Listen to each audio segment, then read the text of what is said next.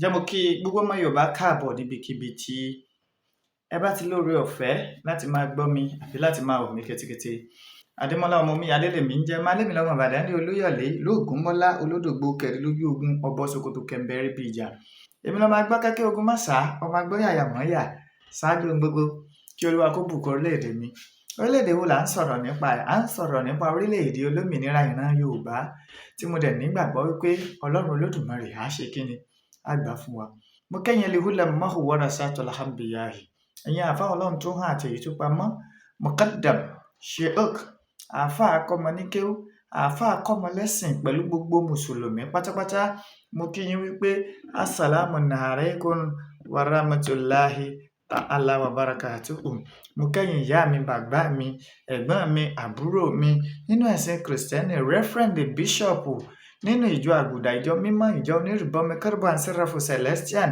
Mo kí gbogbo yín o pé àlàáfíà Ọlọ́run kó máa bẹ pẹ̀lú gbogbo yín àti gbogbo ìdílé yín pátápátá. Mo wá kẹ́yìn ìyá mi ẹ̀yin bàbá mi ẹ̀yin ẹlẹ́sìn kẹsìn kẹ̀yin ẹlẹ́sìn àbáláyé. Mo kí yín pé ewé á máa jẹ́ egbò á máa jẹ́ ẹ àní ṣe ewé já àní ṣe egbò wà àlùbáríkà àwọn tó lódùmarè tó kó lé ayé lé lọ́wọ́. Mo wá kẹ́yìn ìyá mi abiyamọ abọ̀dá gbọ̀rọ̀gbọ̀rọ̀ ẹ̀yin tẹ́ ẹ dúró tọmọtọmọ kì í fi ṣubú ẹ̀yin tẹ́ ẹ dúró tọmọtọmọ yìí fi rẹ̀ dànù.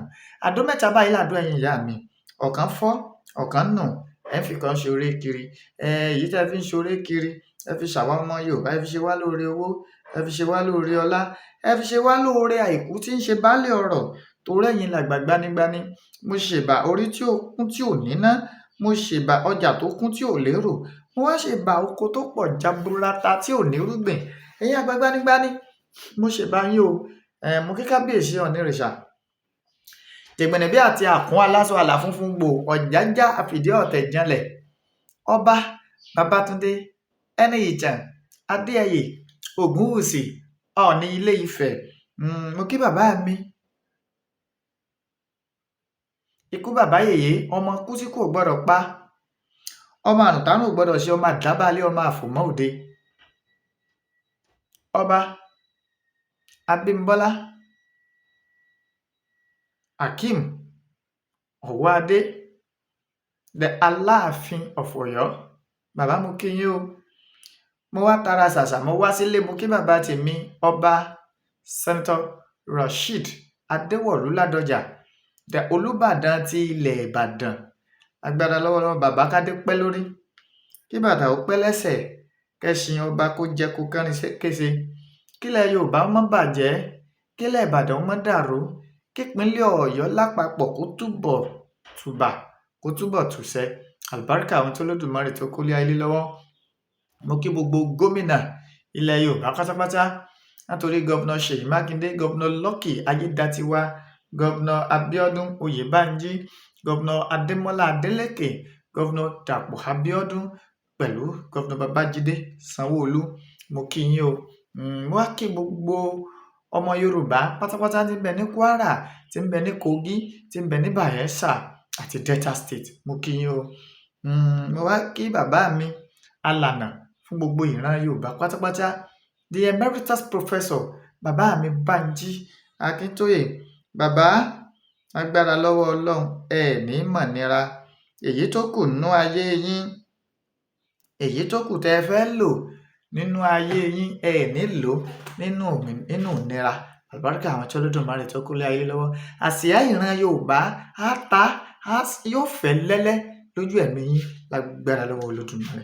Mo wá kéjì ká tí ọ̀já sọ bọ́ lọ́rùn ẹni májàsọ́lá àdìsá ọmọ Adéyẹmọ àkùkọ gàgàrà tó gorí àpáta lọ rèé lé téńté ojú tó lé ojú tó ko olówó orí ọkọ tó yọ̀ sí ọkọ Adérọ́pò bàbá Michael bàbá Yọ̀mídé bàbá Ronaldo bàbá Àṣàbí Ìgbòho mọ̀rẹ́ ọmọ alágbàdo òde ọmọ ládéládé ládé Aláàfin ọ̀ládé adé orí adé aládékùn lágbàfà láàfin.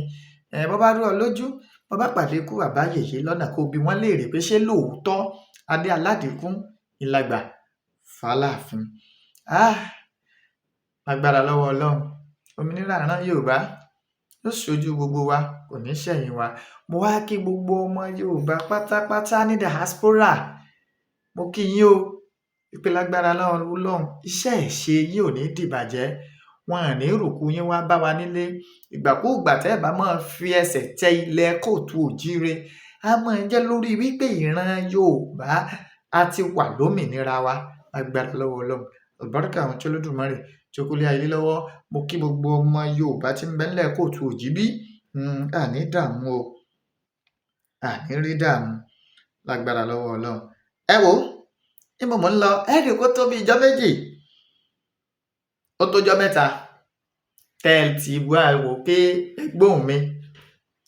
Pàápàá láti ìgbà tí bàbá mi Májàsọ́lá Àdìsá ọmọ Adéyẹmọ tí wọ́n ti lọ sóde Ọ̀yọ́ tó ń tògbómọ̀ṣọ́ lórílẹ̀ Igbọ́n, ẹ mọ̀ wò pé gbà yẹn àti lórí ọ̀fẹ́ láti bára wa sọ̀rọ̀. Àwọn àgbà bọ̀ wọ́n ní àgbàlagbà tí ń sáré nú ẹ̀gún bí ọ̀bá lè nǹkan lè. Àmọ́ a dúpẹ́ gbogbo ẹ ibi ire báyìí ńlọ́jà sí. Alhamdulilayi, mo dúpẹ́ Olódùmarè. Ìgbà yẹn ìyàwó mi a wà lórí pé k'Olódùmarè kó bá wa sọ láyọ̀.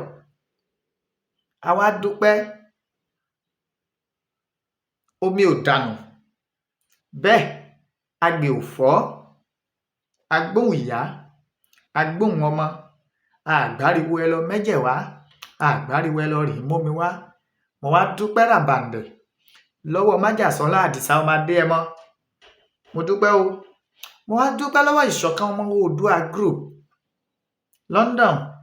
Mo dúpẹ́ lọ́wọ́ àwọn ẹni bí ẹni, èèyàn bí èèyàn kọ̀ọ̀kan tá dìde. Mo dúpẹ́ o. Kì í ṣe pé àwọn tá a kàn sí kì í ṣe pé náà ò fẹ́ ṣe, àmọ́ ṣeéṣe kó jẹ́ wípé apá gún wọn lásìkò yẹn. Àmẹ́ni bí àṣà olórin bọ̀dá mi ni bá mi King Dr. Saheed Òṣùpá, ó ní tẹ́ni tó fẹ́ lọ sunkún bá ń sunkún sára lọ́wọ́, ó lóun náà ò rẹ́ni tí ó ro tiẹ̀ fún ni. Èmi fẹ́ ro tèmi fún yín ni, àmẹ́yìn tí mo fẹ́ rò fún, ǹjẹ́ mo mọ pòṣíṣàn tẹ́ wà. Tẹ́ni téèyàn fẹ́ lọ rèé sunkún bá, tó bá jẹ́ pé òun gangan sunkún sínú látàrí pé kò rí èèyàn tí ó lọ rèé sun tiẹ̀ sí kọjá Olódùmarè. Ìdí náà tí mo fi dúpẹ́ lọ́wọ́ gbogbo mùtúmùwà pátápátá. A dúpẹ́.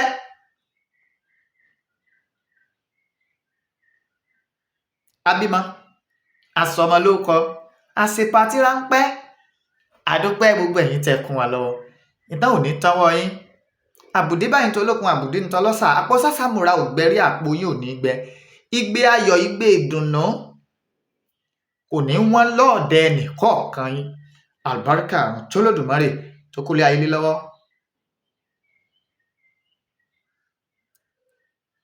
Àwọn ọ̀rọ̀ kan ti lọ, tọ́rọ̀ ti jìnnà lórí ẹ̀, àmọ́ I will bring it back to memory. Yes, lórí ọ̀rọ̀ olóyè Sunday Igboho Oosha, pàápàá jùlọ ìrìn àjò tá ń ṣe lọ sí Ọ̀yọ́ Ògbómọ̀ṣọ́. Torí mo rí nínú àwọn èèyàn kan nínú ẹ̀rọ ìbánisọ̀rọ̀ tẹ́ ń wò yìí, mo ní oríṣiríṣi voice note táwọn èèyàn send lórí pé sóòrí pé Igboho èyí tí ń ṣe campaign fún Tinubu, èyí tí wá ń dọ̀bálẹ̀, ẹ̀yin gẹ́gbọ̀ ń bẹ Tinubu. Àbà ọmọ Yorùbá, èé ṣe tá a fẹ́ rí báyìí? Èé ṣe t'Olódùmarè dá wa nírú ẹ̀dá báyìí? Èé ṣe t'Olódùmarè dá wa nírú ẹ̀yà báyìí?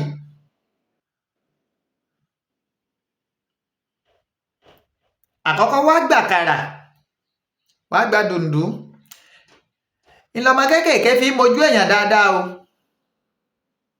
Ọba méjèèjì tó lóye Sunday Igboho Oosha ṣàbẹ̀wò sí,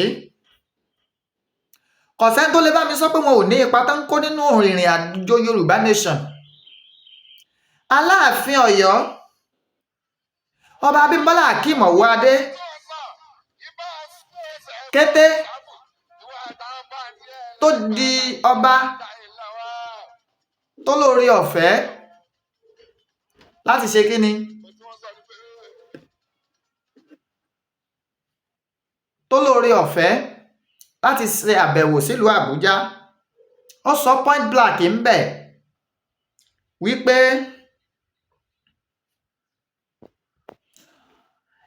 ikú bàbá yèyé sọ gbangba níwájú aṣíwájú Bọ́lá Ahmed Tinubu tí í ṣe president Nàìjíríà wípé àwọn ń gbẹnu Yorùbá nation sọ̀rọ̀. Èmi ò tí ì rí ọba tó gbójúgbóyà tó pronounce that word Yorùbá nation ní tí ì rí. Ẹni bá rí fídíò ẹ̀ ẹni fọ́nrán rẹ̀ kójọ́ ẹ̀ kó sẹ́ndì ẹ̀ sí mi. Then kábíyèsí ọba Francis Òkèṣọlá Tánjólúgbọ́, gbogbo ayé ló mọ̀ pé from day one tá a ti bẹ̀rẹ̀ struggle Yorùbá nation ni bàbá yìí ló ti ń kún wa lọ́wọ́, tí ò fèfè gbá kan bọ̀ kan nínú, tí ò sì jáwọ́ àtìlẹ́yìn rẹ̀ sọ́lọ́ Sunday Igboho Oosha títí dòní. ọ̀pọ̀ àwọn ọmọ Yorùbá tá à ń sọ̀rọ̀, àwa ń lóore ọ̀fẹ́, à ń lọ ilé wa, à ń súnmọ́yàwó wa, ọmọ wa ń rí wa, mọ̀lẹ́bí wa ń rí wa, láì sí wàhálà, láì sí dààmú, láì sí pàhé pé wọ́n lé mi, ìjọba fẹ́ mú mi. Tá a bá fi dá ti dá pé bóyá àwa náà dúró nídùú ọmọ ọkùnrin pé tó bá fẹ́ ṣẹlẹ̀ àfàyàgbá lórí ọ̀rọ̀ àwọn ajínigbé wọ̀nyí. This is láti 2021, àwa wà ní 2025. Olóyè Sunday Igboho Oosha wá dẹni tó jẹ́ wípé tó bá wálé láàrin 30 minutes ẹ̀rù ọmọ bà á, torí kò mọ ìhà, kò mọ ìgbésẹ̀ tí ìjọba àpapọ̀ orílẹ̀-èdè Nàìjíríà tí wọ́n lè gbé. Bẹ́ẹ̀ bá sì rántí tẹ́ ẹ bá gbàgbé, bẹ́ẹ̀ bá gbàgbé tẹ́ ẹ sì rántí tẹ́ ẹ gbàgbé, tẹ́ ẹ sì gbàgbé tẹ́ ẹ rántí, ní July 1st ìjọba tí ò bẹ̀sùbẹ̀gbà láti kọlu ilé olóyè, láti gbẹ̀mí èèyàn méjì ní ìfọ́náfọ́nsú, láti kó àwọn aláìṣẹ̀ lọ ìlú Àbújá fìyà jẹ àwọn aláìṣẹ̀. Ṣèjọba bẹ́ẹ̀ ni ó wá tẹ̀tì láti mú olóyè Sunday Igboho Oosha.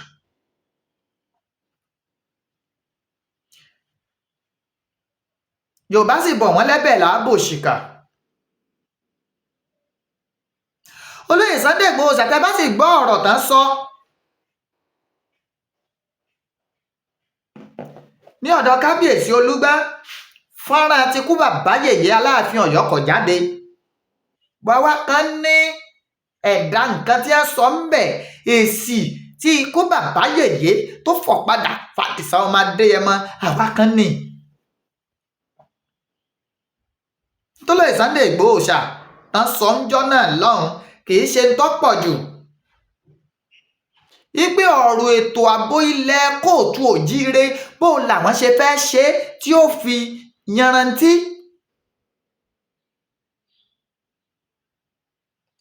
yanrantí, ẹ sì lọ rèé kọ́lẹ̀. Aṣọ tọ́lọ́wọ́ ọ̀tún bá rán bọ́lọ́wọ́ òsè bá gbìyànjú ẹ̀yọ́ dọwọ́rú. ẹ gbọ́, aṣọ tọ́lọ́wọ́ ọ̀tún tó tẹ maṣíìnì tó bá rán bọ́lọ́wọ́ òsì bá débẹ̀ yọ́ dọwọ́rú. ọ̀tọ̀ ní tọ́lú, ọ̀tọ̀ ní tọ́lú wò. ní tá a fi rán lóyè Sunday Igboho Oosha ní ààbò ìran Yorùbá. And I keep on saying this, fẹ́ni tó bá lórí ọ̀fẹ́, fẹ́ni tó bá létí láti gbọ́, àti fẹ́ni tí bá wá fòye lọ láti ìgbà tá a ti bẹ̀rẹ̀ agitation fún òmìnira ìran Yorùbá yóò mọ̀ yé. I've said it times without number. Ìpè fún òmìnira ìran Yorùbá táwa ń pè, tá agitate fún, ni ó mú àwọn ará bíi tí wọ́n fi gbà láti fún aṣíwájú Bọ́lá Ahmed Tinubu ní tíkẹ́ẹ̀tì pé kó ṣe ààrẹ orílẹ̀-èdè Nàìjíríà. Fún bá méjì kọ́, torí wọ́n mọ̀ pé ọ̀pọ̀ nǹkan bíran Yorùbá nínú. Wọ́n wá wò wípé ẹjẹ́ á tù wọ́n lójú, náà fi jẹ́ kí Tinubu kó ṣe ààrẹ Nàìjíríà. Inú mi dẹ̀ dùn pé ó bọ́ta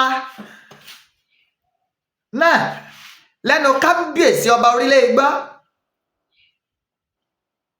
wípé akitiyan ìjà táwa ń jà yìí ìlú gbá síwájú Bọ́lá Ahmed Tinubu di orí àlééfà tó lóye Sunday Igboho Oosha bá wá sọ̀rọ̀ tó bá rán àwọn ọba sí Tinubu ẹ bá bàbá yìí sọ̀rọ̀, mo fẹ́ wálé, mo fẹ́ mójútó ètò ààbò àwọn ìran mi ò fẹ́ ká jẹ wọ́n máyé, mi ì fẹ́ ká máa pa wọ́n nípa àyà, ìfẹ́ ká máa pa wọ́n nípa ẹ̀sìn, ìfẹ́ wọn máa jí wọn gbé máa béèrè owó tabua lọ́wọ́ wọn mọ́, ìfẹ́ wọn máa boko wọn jẹ́, ìfẹ́ wọn máa dáná sunlé wọn mọ́. Bólóyè Sunday Igboho Oosha bá béèrè irú ẹ̀ kì í ṣe tọ́pọ̀ jù. Eléyìí ò sọ pé Igboho Oosha dolóṣèlú quote and unquote.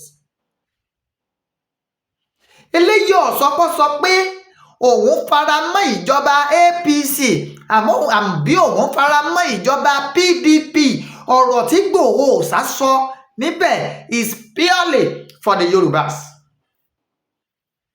Tó bá wá ṣe pé dọ̀bálẹ̀ ní olóyè Sunday Igboho Oosha dọ̀bálẹ̀ ń bẹ ọba kálọ̀rì bẹ Tinubu, tó bá ṣe pé yìí ní ẹ̀ẹ́rí sọ ní igun bẹ́ẹ̀. Àkọ́kọ́, ìdọ̀bálẹ̀ làákọ́ba ńlẹ̀ kóòtù òjíire. Ẹ̀kejì, tá a bá fẹ́ kí nǹkan bàjẹ́ ó ní bá a ti ṣe. Sometimes without number láti pariwo, láti ké tantan, láti palantia, láti polongo wípé ẹ jẹ́ wá ọ̀nà, gbogbo ọ̀nà tá a bá mọ̀ tá a lè gbà tó lóye Sunday Igboho Oosha ó tiẹ̀ fi kọ́kọ́ ní total freedom. And I want us to understand one thing. And what is that thing? Ó ní wípé orí ọ̀fẹ́ tó lóye Sunday Igboho Oosha ní ni wípé àwọn lọ́balọ́ba fẹ́ràn ẹ̀. Ìní wíwálé tó wálé. Ẹnìgbà náà sọ láàfin wípé tí kábíyèsí ọba orílẹ̀ Igbá àti ikú bàbá yèyé ọba ní káwọn wá àwọn ọ̀tẹ́rú tó lè wá. Tó bá pé Fúlàní iná tó rápálá tágorí àlééfà gẹ́gẹ́ bí ààrẹ Nàìjíríà, ó ṣeé ṣe kọ́rọ̀ tó ti le sí. Àmọ́ ìfẹ́ tó lóye Sunday Igboho Oosha ti gbèsò ọkàn àwọn lọ́balọ́ba tí a sì rí dájú wípé ìjà ìran Yorùbá Igboho ń gbè. Ó ní o so many voice notes ọ̀dàlẹ̀ ní ó ti dalẹ̀ ìran Yorùbá. Èèyàn kan mẹ́sẹ̀jì mi yálé, you see Igboho yẹn ti dalẹ̀ náà. Mo lọ dalẹ̀ ilẹ̀ wo lẹ gbé fún tọ́lọ́ rèé dànù, orí àtàn wo lọ dá sí. One thing we need to understand, Yorùbá mo nígbàgbọ́ pa lọ́gbọ́n alóye. Èèyàn máa ń tẹ̀lé nǹkan bí bá ṣe ń lọ ni. Èèyàn bẹ́ kó má bàa bẹ́ kànga. Ó máa tẹ̀lé nǹkan bí bá ṣe ń lọ. Ó máa follow trend yẹn. Níbo ló fẹ́ já sí? Kí ni ìdí táláyé fi gbégbèsè yìí? Ní ìgbésẹ̀ tó gbé yìí, kí ló fẹ́ forí ẹ̀ sọ? Láàrin èmi àti yín. Ẹ̀yin náà mọ̀ pé Igboho Oosha fẹ́ràn ìran Yorùbá dé bẹ́ẹ̀ gẹ́. He's a billionaire. Kéèyàn tó wá fara rẹ̀ jìn fúnra rẹ̀. Kò rọrùn o. Àwa tá à ń sọ̀rọ̀ yìí gan, èmi ẹ̀yin, èèyàn mélòó lẹ lè tọ́ka sí? Tírú tó ṣẹlẹ̀ sọ́lóyè Sunday Igboho Oosha ní July 1st tí ó ṣẹlẹ̀ sí tí ó sì tún máa exist tì náà tí ó sì tún wà lórí wípé àníṣe ìran mi gbọ́dọ̀ bọ́ lóko ẹrú. Ẹ sọ ń tọ̀ fún mi. Ẹ má gbàgbé Gani Adams ń bẹ́ẹ̀ ṣé bó ń lárí Ọ̀nà Kakanfò Yorùbá? Àbó nǹkan ni. tó ń kọ́ Láàrẹ Ọ̀nà Kakanfò Yorùbá tó lè ṣerú ẹ̀? kò lè ṣe náà. ẹni tó bá ṣe, tó bá gbìyànjú, ẹ jẹ́ á kún lọ́wọ́. ẹ má jẹ́ á tú àṣìṣe ẹ̀. ẹ má jẹ́ á ṣe kíni? ẹ má jẹ́ á sọ àṣìṣe rẹ̀. ẹjọ́ náà ó ní life to freedom. Let him have his own liberty. tó bá jẹ́ wípé ká bí Aṣíwájú Bọ́lá Ahmed Tinubu ìní ó jẹ́ kó lóye Sunday Igboho Oòṣà ó lè wọlé kóòtù òjíire láti wá bá wa mójútó ń tọ́ yìí ó mójútó. ẹjọ́ ṣe kíni? ẹjọ́ wọn bẹ́ẹ̀. wọ́n ní lẹ́yìn Sunday Igboho Oòṣà ní kí wọ́n gbé security ilẹ̀ Yorùbá fóun pèsè lórí ọ̀rọ̀ Nàìjíríà, ṣé lábẹ́ Nàìjíríà bí lábẹ́ Yorùbá nation. èèyàn kan tó wá sọ̀rọ̀ mo rántí ni ó wípé lẹ́yìn Sunday Igboho Oòṣà ó wá ní pásítọ̀tì òun fẹ́ gba Nàìjíríà passport wọ́n ti enlisted òun ò lè rí gbà mọ́. ó túmọ̀ sí wípé Ìgbòho ń tà wọ́n ni. Yorùbá èéṣe kí ló dé tá a rí báyìí lẹ́yà?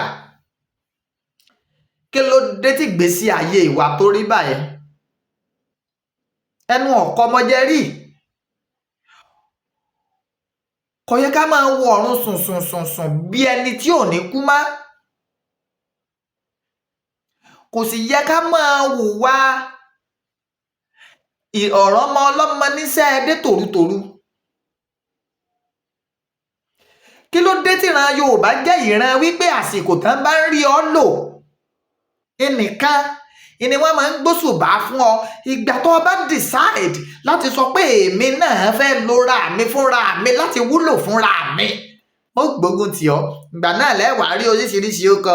wọ́n ti rí dáadáa láwọn àwọn fámìlì Dúpẹ́ Onídọ̀tí. náà ni lẹ́ ń send oríṣiríṣi voice note, lẹ́ ń send díẹ̀ káàkiri láti blackmail olóyè Sunday Igboho Oòṣà. Sorry to disappoint you. No amount of blackmails, no amount of character assassination ló lè yọ ìfẹ́ olóyè Sunday Igboho Oòṣà kúrò lọ́kàn àyà àwọn ọmọ Yorùbá toró ti gbìn síbẹ̀ already.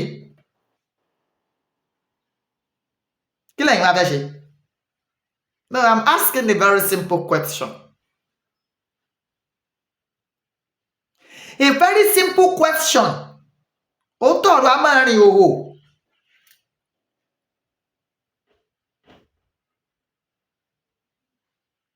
A very simple question.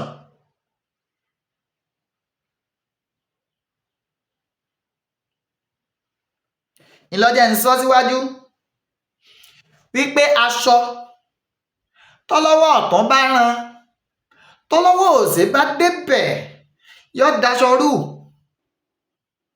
yóò dàrú lẹ́dàràdà ní ọ̀padà rán. ṣe fọlọ́wọ́ ọ̀tún lẹ̀ kọ́ máa rán nǹkan rẹ̀ lọ bí ó bá rán dé. òun ló gé, òun ló yé bí ṣe ń rán.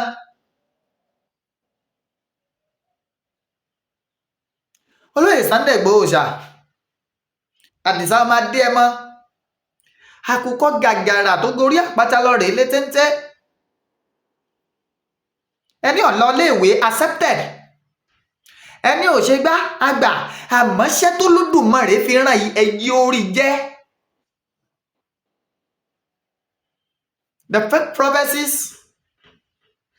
and so many things tó ń kálukú ń sọ. My question is this: ẹ̀yin ìránṣẹ́ Ọlọ́run wa gbogbo tẹ́ ẹ̀ ń ríran lórí ọ̀rọ̀ Yorùbá nation, èé ṣe tó jẹ́ wípé the categories of the prophets àfà tá à ní lóde ní ìsìn bí wọn ràn yín sólóṣèlú, wọn ràn yín sí nǹkan tẹ́ ẹ bá mọ̀ pé ń trendy lọ́wọ́. mo dẹ̀ ti sọ, tó bá jẹ́ ìránṣẹ́ Ọlọ́run àbọ̀ bá jẹ́ àfà, tó ọ̀bá ti lè lórí ran pé ọjọ́ báyìí, oṣù báyìí, àkókò báyìí, àsíá àrán Yorùbá ọ̀fẹ́ ọ̀ sì fẹ́ kán gbẹ́nu rẹ dání kọ̀sẹ̀nu dédé síbi lórí gbogbo ìránkìrán tó ọba rí. Stop coming to social media to destabilize this journey.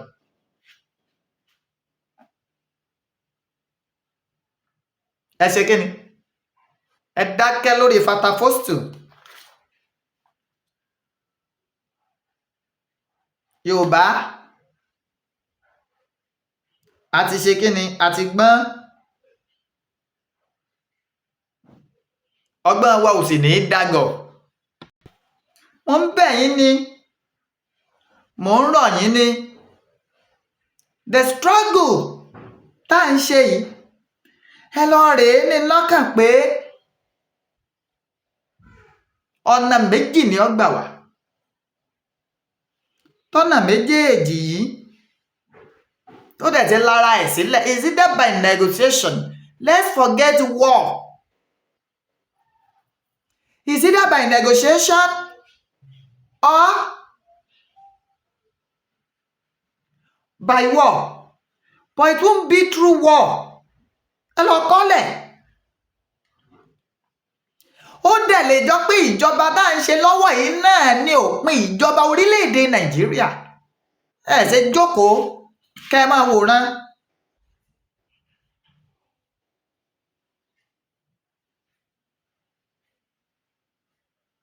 kẹ́ ẹ wo bí tá a bá yàrá já. ojú ní ká ọmọdé tí ń dá irun sí funfun. kò sí gbà tí ewu ò ní gbogbo rí. ẹ gbọ́,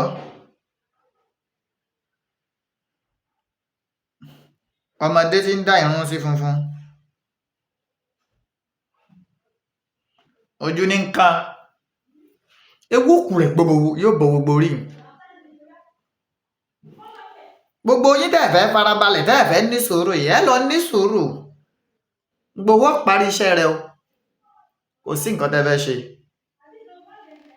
now gẹ́gẹ́ bí mẹ́sẹ̀jì tí mo gbà ń sìn, àwọn nǹkan kan ti yìnrìn fún ìgbà tí mi ń fi wá sórí agbami láti sọ̀rọ̀. kí dẹ̀ làwọn nǹkan ọ̀hún lórí ọ̀rọ̀ àwọn Àgbẹ̀kọ̀yà wa. àwọn nǹkan kan yìnrìn. kí làwọn nǹkan tó yìnrìn? àwọn nǹkan tí mo máa ń bá wọn ṣàbójútó rẹ̀, ìgbà tẹ́mi náà fi ń bá ọ̀rọ̀ ayé ara tèmi náà kí ìráyè ṣàbójútó rẹ̀ mọ́.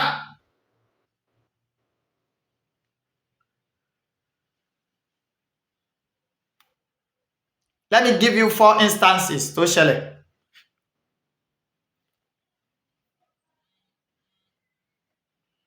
Some kidnappers níbi 4-6 days ago tẹ́ bá gbọ́ pé àwọn àti ẹlẹ́ṣọ́ ààbò wọ́n dojú ìjà kọra wọn ní Ìjẹ̀bú Òde road, Lagos Ìbàdàn Ìjẹ̀bú Òde road. It's no other people than the Àgbẹ̀kọ̀yàs. Yes. What about the link? Otherwise, you can come out and prove it. ìgbà tán ti gbìyànjú jìnnà ní làwọn Àmọ̀tẹ́kùn kún wọn lọ́wọ́, wọ́n dẹ̀ jọ succeed.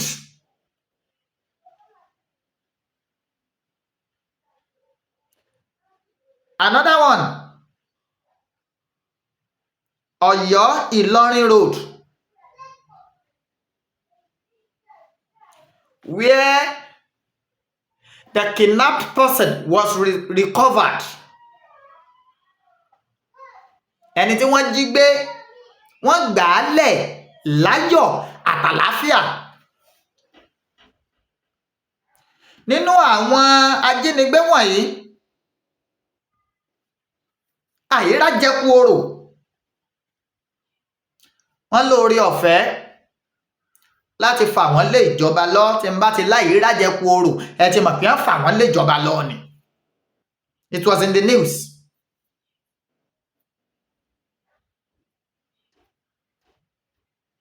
But àwọn ètò bíi welfare wọn, àwọn nǹkan tán nílò tí mo máa ń mójútó bí wọ́n ṣe pè mí tó, I have the messages here. Bí wọ́n ṣe pè mí tó, I couldn't go through my phone. Ṣé mọ̀ pé tí iná bá ń jó ni tara ẹni, tí iná bá ń jó ni tí ń jọ́ mẹ́ni tara ẹni là á kọ́kọ́ yanjú. Iná tó jó mi ni mo kọ́kọ́ bomi pa. Ó ti wá, mo ti bomi pa àti dúpẹ́. Wọ́n á bẹ̀yìn Yorùbá. I have their pictures here. But ìdí tá a fi lórí ọ̀fẹ́ for people to have much access sáwọn Àgbẹ̀kọ̀yà wọ̀nyí láti máa pè wọ́n lọ́tún pè wọ́n lósì, ó ní wípé àmẹ́ nínú ẹni, àmẹ́ èèyàn nínú èèyàn, àmọ̀ táàrán Yorùbá. Ṣé àwọn tí wọ́n ń tako lóyè Sunday Igboho yìí ṣé wọ́n lè gbàbọ̀dè? Wọ́n lè gbàbọ̀dè mọ̀nàkàì. It has happened. Ẹ̀yin ọmọ Yorùbá, ó ṣẹlẹ̀. Bàbá kan pè mí, I think I've said it earlier.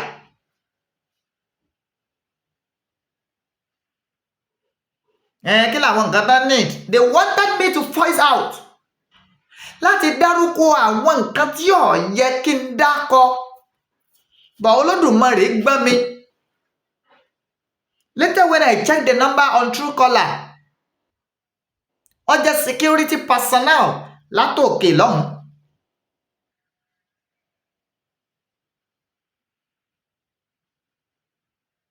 Látòkè.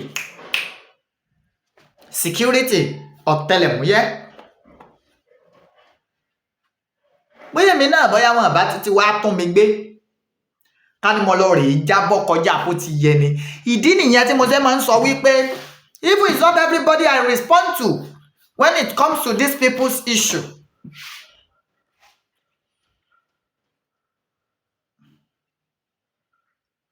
Nígbà tí kan nu wọn fara pa.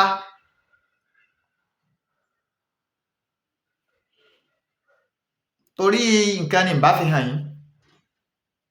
Tó fara pa níjẹrin.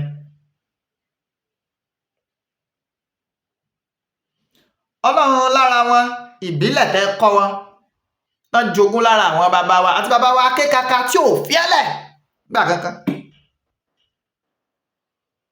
Ń tán gbà tán rí múlẹ̀ lára bàbá wa Tàfà Adéoyè, wọ́n rí lò náà. Let me tell you this. Ìgbálẹ̀ àtàwọn nǹkan kọ̀ọ̀kan náà bàbá yìí fi ń gbàbọn lọ́wọ́ àwọn sójà ń gbà náà. Ọlọ́run bẹ bíi tàtijọ́, àwa láàsín bíi tàtijọ́. Ogun wà. Ààrẹ èèyàn rẹ̀ fún wa ni. Àwọn èèyàn ò fòótọ́ ọnú ṣe nǹkan mọ́. Wọ́n àfòótọ́ ọnú ṣe mọ́. Irọ́ láyé ń gbé kí.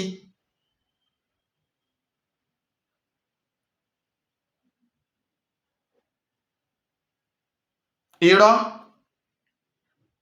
ìlàyé ń gbé kí ní ń pọ́n lákìsà. Ẹ̀gùndá bá fún ọ bá pè láyé ta fún ọmọ lọ rèé dojúkọ tí ọ̀yẹ́ dojúkọ ẹbu ní. Ó lójú ẹni ó ní gidi lọ́wọ́. Ó lójú.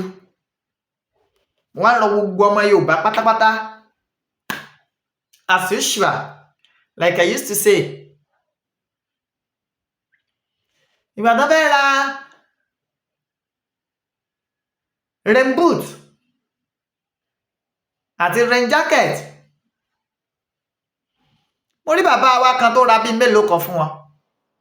And I can show you here. Nígbà tán wọ̀.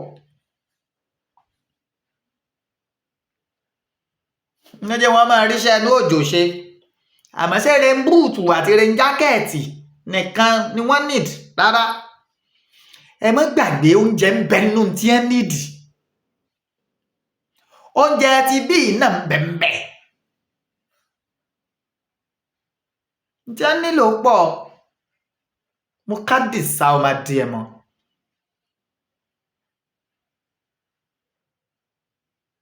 To support them is what we need.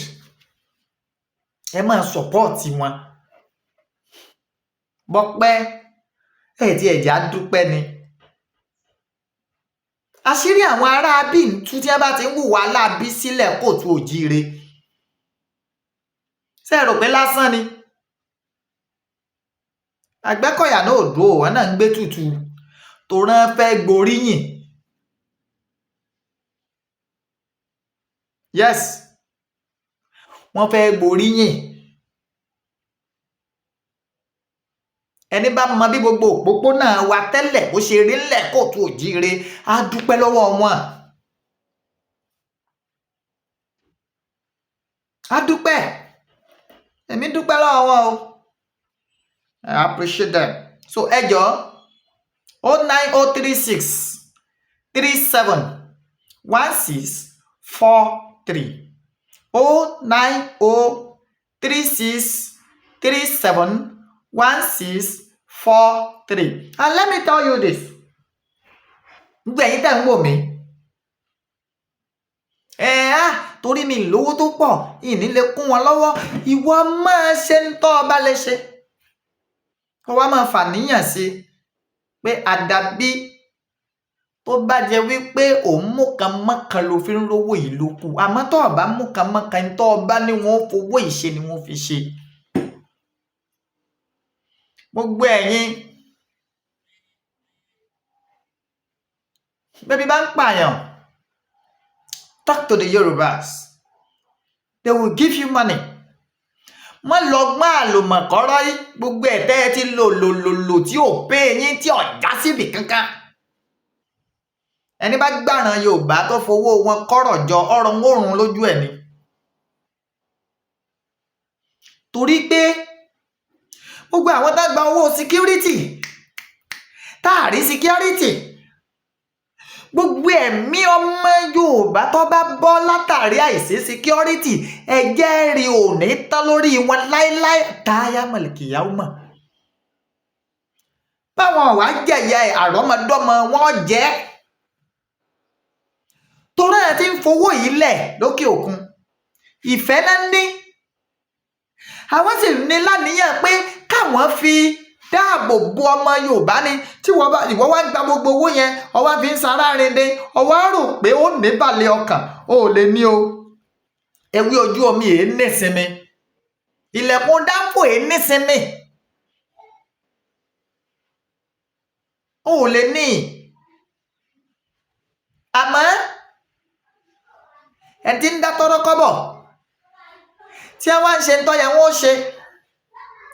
Ẹni ó yẹ káwọn Fúlàní fẹ́ pa, owó tí ẹ sẹ́ndì tọ́lọ́ wá ní kí agbára nǹkan rí fi gbà wọ́n lẹ̀. Àdúrà tán bá ń ṣe yóò máa pèsè fún ẹ̀yin tẹ́ ń contribute láti dáàbò bo ẹ̀mí wọn. We've had so many. Nkálukú, èmi mo lè wà yín. I'm not a warrior. In many things tó ní ṣe pẹ̀lú warrior. Ẹjọ́ nígbà tí mi ì ṣe warrior. Màá ṣe wá lọ bọ́nú gbó tí mo ṣe ọyá hù, ọyá hà. No. Ẹ bá ran èmi lọ́wọ́ lórí ọ̀rọ̀ sọ̀rọ̀ ọ̀rọ̀ tí mò ń sọ yìí. Tẹ́ ẹ fún mi lówó dátà, àbẹ́ lómiyalé gbà fi jẹun. Ìyẹn làlùbáríkà wọ̀. Kì í ṣe ìgbà téèyàn bá tó mú kan mọ́kan, téèyàn tó lu jìbìtì. Ntọ́ba ni a ṣe ká ṣe. Èmi ni mo sọ pé tá a bá tètè gbé ọ̀bọ bọ̀gbẹ́, ọ̀bọ ó gbé wa bọ̀gbẹ́. Lórí ọ̀rọ̀ ètò ààbò b'Olódùmarè ṣe ń gbà fún wa lọ́wọ́lọ́wọ́, tá a bá lọ rèé fi gáàpù sí tí àwọn ará bíi bá rí pa ti relax, wọ́n lè lórí ọ̀fẹ́ kan gbà wọlé. Jẹ̀nẹ̀jẹ̀nẹ̀ polóyè Sunday Igboho Oosha wálé, àwọn ará bíi tó fọ́n lùgbẹ́. àwọn Àgbékòyà gan inú wọn dùn. It will interest you. Wọ́n wà lọ́yọ̀ọ́, wọ́n d'Ògbómọ̀ṣọ́. Bọ́ṣẹ́ lè dán mọ́ ni jàdá ẹ̀rí fọ́tò toró ìkànnì yín bẹ́ẹ̀ dán mọ̀ yìí náà lẹ́mùsẹ́ wọ́n lẹ̀ fáwọn agbófinró torí kò sí tá à ń ṣe tí ọ̀sá agbófinró láàrin wa.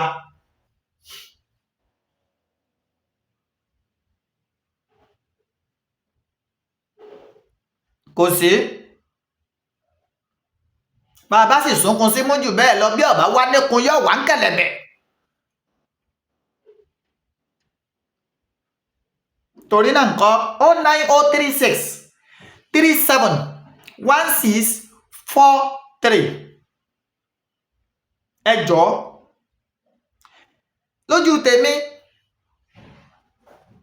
mi ò rí ni pé nígbà tẹ́ bá tó ní owó kan tó pọ̀ o 1,000 naira can go a long way láti save life. If you don't know, 1,000 can go a long way to save life.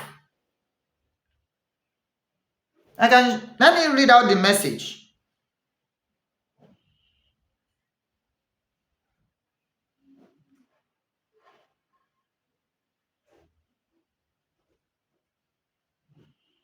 N fẹ́ ka mẹ́sẹ̀jì wọn ni o. Ṣàkí mo sọ fún yín pé orí ọ̀fẹ́ ò sí fún wọn láti lo Android phone. Android phone náà máa gbà bọ̀dé.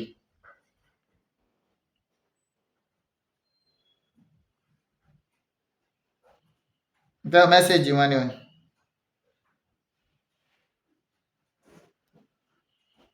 Láti sẹ́ndẹ̀ sí mi láti bí ìjẹta.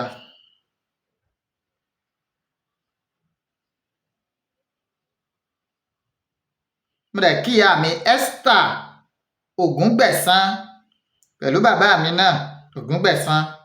Mo kí wọn o, kí wọn dáadáa, kí wọn gan.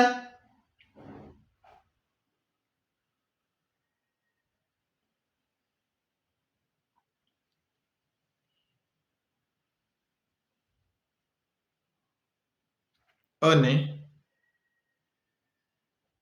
sẹ́ẹ̀rí báyìí tán sẹ́ndì sí mi nù. Tán fi ṣàlàyé fún mi ń jẹta. Wọ́n ní pé ọ̀gá wa Omíyalé ẹ kú ọjọ́ mẹ́ta a ti gbìyànjú láti kàn sí yín láti bí ijọ́ bíi mẹ́ta àmọ́ pàbó ló já sí. A ní ká fi tó yín létí pé àwọn nǹkan kọ̀ọ̀kan nínú àwọn ohun tí à ń lò ó ti tán. Ó yẹ kó ti yé yín torí a mọ ẹni tí ó lè máa ka àtẹ̀jíṣẹ́ yìí. Ẹ ti rí. Ẹ dákun pàápàá jùlọ náà oúnjẹ irú gàrí tí ẹ bá wa fi ránṣẹ́ nígbà yẹn.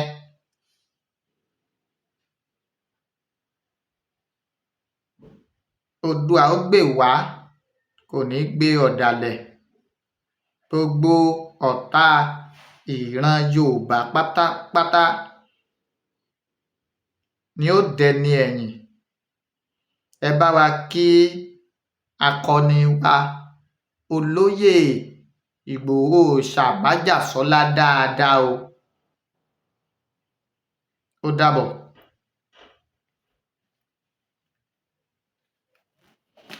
Intercent sí mi nìyẹn láti bí ìjẹrin.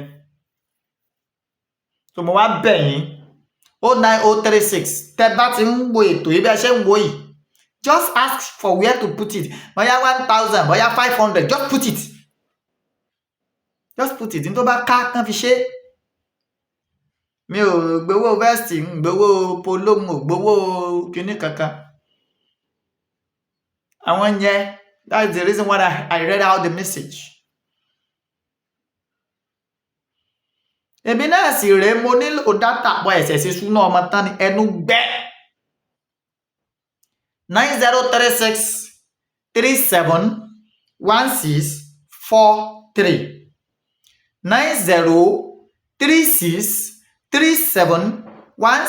9036371643 Opay.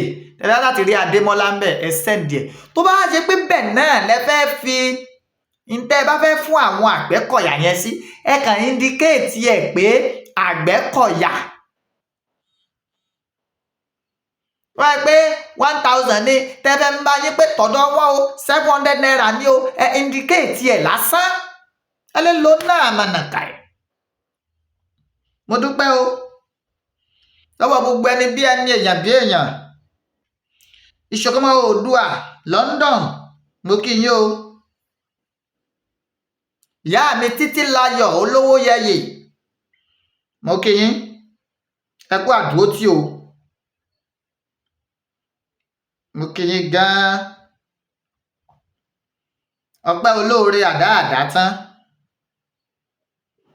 Mi mọ ọ̀nà tí mo tún lè gbà dúpẹ́. Mo kí yín o. Ìyá mi tí mo fẹ́ dúpẹ́ lọ́wọ́ wọn, wọ́n pọ̀. Àfi k'Olódùmarè ó bá ń dúpẹ́. Kó bá ń dúpẹ́. Bàbá mi Adéwuyì Omíṣore, mo dúpẹ́ o. Mo dúpẹ́ pé òkun, ohun ọ̀sà àtàwọn odò wẹ́wẹ̀wẹ́. Mo kálá ajé Rájí Kazeem Àṣekúnlówó Emir. Bàbá, mo dúpẹ́. Mo dúpẹ́ gan fàdúrótì. Fún àdúrótì.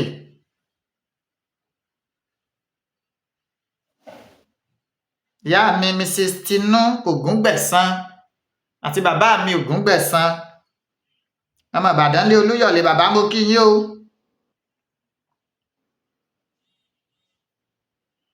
Mo kí yín. Mo kí yín lọ́pọ̀lọpọ̀. Mo kí yín gan.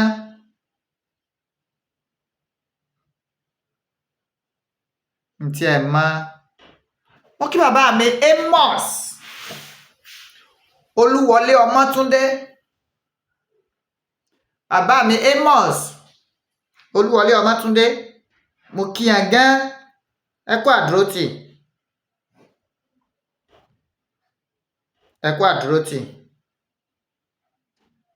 Mo kí bàbá mi Dave. Mo kí wọn. Ìfẹ́ àtàn bá ní dúpẹ́ lọ́mọdé àsọpẹ́ dá. Ṣàdúpẹ́. Ìyá mi Bọ́lá, she's always there. Always. Ìyá mi Bọ́lá ńlé. Alájà Ìpàyè, mo kí yín púpọ̀ jù. Mo folóyè Sunday Igboho Oosha, mo fi kí yín. Mo folóyè Sunday Igboho Oosha, mo fi kí yín o.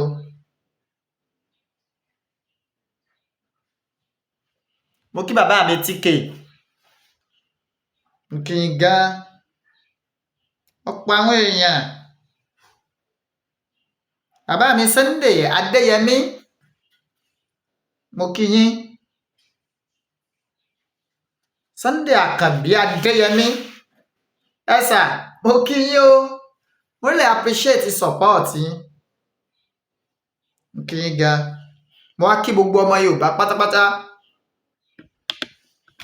Mo wá ń bẹ̀ yín, ẹ dákun. Ebi ò ní pa wá.